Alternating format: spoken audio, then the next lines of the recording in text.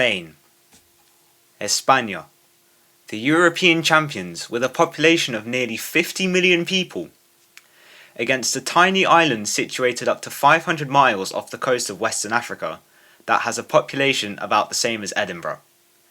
Cape Verde are World Cup debutants with a team where many casual fans probably couldn't name a single player, going up against superstars and household names, and yet after 90 minutes the scoreboard read Spain 0, Cape Verde 0. If you predicted this before the game, congratulations! You either know football better than everyone else on the planet, or you accidentally clicked the wrong option on your predictions app. Because this wasn't supposed to happen. Spain were expected to dominate, yes, but Cape Verde were really just expected to make up the numbers. And instead, Cape Verde just announced themselves to the world, and today we're breaking down exactly how they pulled off one of the biggest World Cup shocks we've seen in years. Hey guys, welcome back to the channel. If you're new here, make sure to subscribe for more World Cup reactions, tactical breakdowns and football content coming throughout the tournament. And before we start, let me know in the comments, where does this rank amongst the biggest World Cup upsets you've ever seen? Now, let's talk about the tiny island nation that just frustrated one of football's superpowers. And to understand how big this result is, we need some context. Cape Verde are making their first ever appearance at the World Cup. And this is a country made up of 10 volcanic islands off the west coast of Africa, and their population is roughly 600,000 people. For comparison, that's about the size of Malaga in Spain. And speaking of Spain, they are one of the giants of international football. They've won the World Cup, they've won multiple European Championships, most recently in 2024, and they're among the favourites to win this tournament. And when the draw was made, most people, with myself included, looked at Group H and thought, yeah, Spain top of the group, next question. But football has a funny habit of ignoring expectations, because the World Cup isn't played on paper. If it was, we'd save ourselves a month every 4 years and let a spreadsheet decide the winner. Instead, it's played on grass, with pressure, omission and nerves, which is exactly what creates moments like this. There's something uniquely dangerous about a team with nothing to lose. Spain came into this match expecting to win, and Cape Verde came into this match expected to lose. That changes everything. Because there was pressure on Spain to perform and to win, especially against one of the lowest ranked sides in the competition.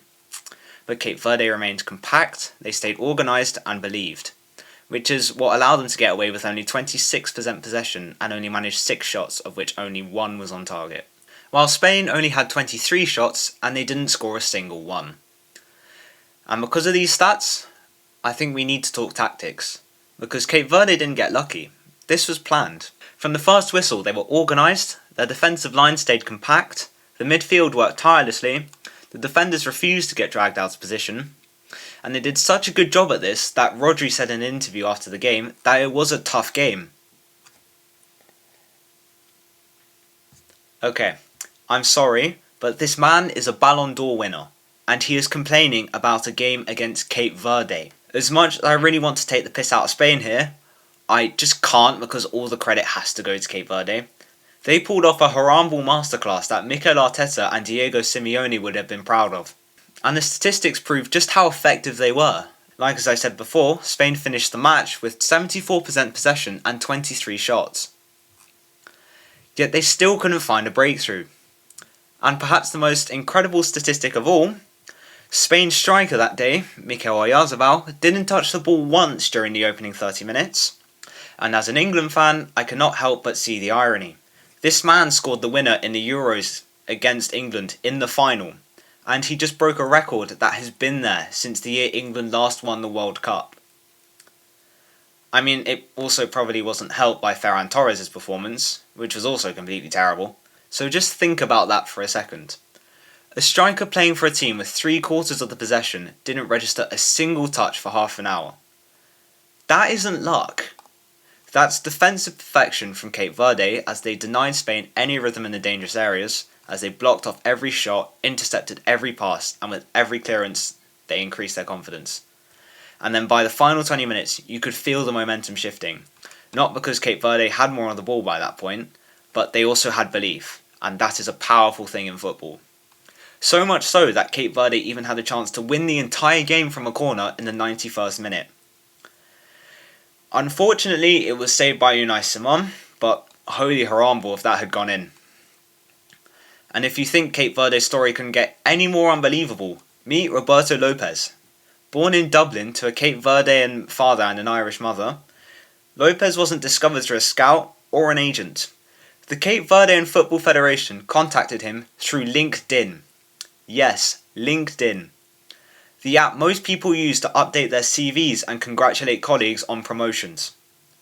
But he accepted a call-up from the Federation and has now played 44 games for Cape Verde and has just helped keep a clean sheet against Spain at the World Cup. From LinkedIn to World Cup history, football really does write the best stories.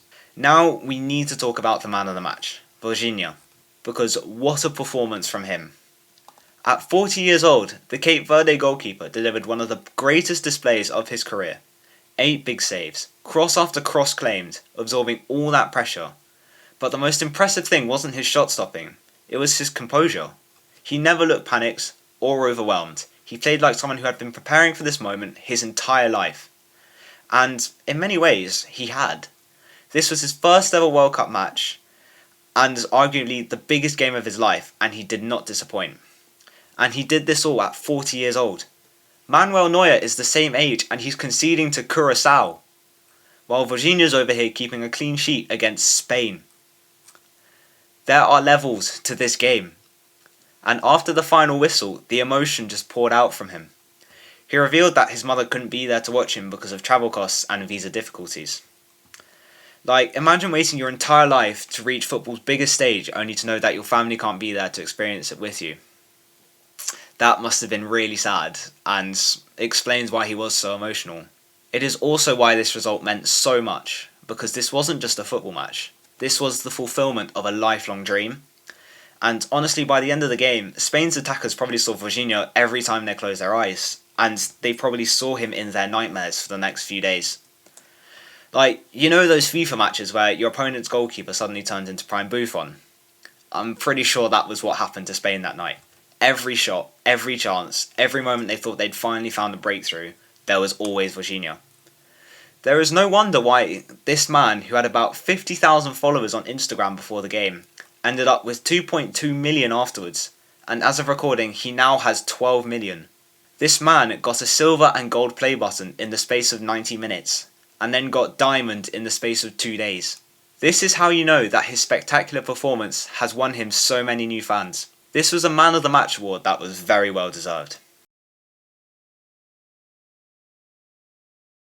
Now let's look at the other side of the story. What went wrong for Spain?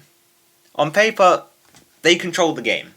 They had 76% possession, they attempted 23 shots, and they spent most of the match camped inside Cape Verde's half. But possession without purpose often means very little, and too often Spain moved the ball slowly, they played in front of the Cape Verde defence rather than behind it, and too often they searched for the perfect goal instead of taking risks.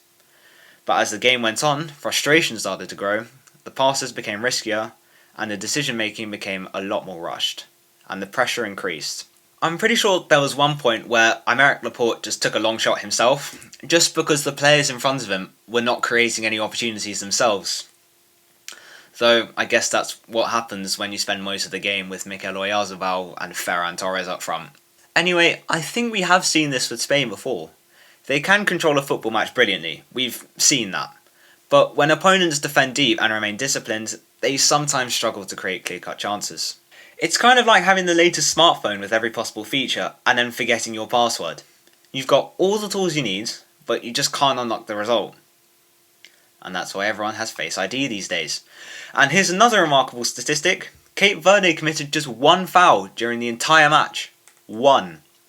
Against a team built around possession and technical quality. That discipline is extraordinary.